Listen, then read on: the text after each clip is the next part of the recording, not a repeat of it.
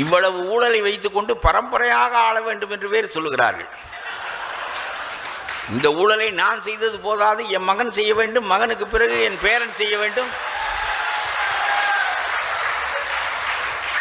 பேரனுக்கு பிறகு அவன் மகனும் செய்ய வேண்டும், வழி வழியாக நாங்கள் திராவிட பேரரசை நடத்துவோம்.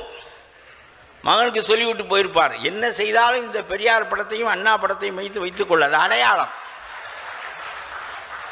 அப்புறம் உன் பொண்டாட்டியை கோயிலுக்கு போக சொல், நீ பஞ்சாங்கம் பார், எல்லாம் செய், அதெல்லாம் ஒன்றும் குறையில்லை. ஆனால் இந்த படத்தை அடையாளத்துக்கு வைத்துக்கொள்.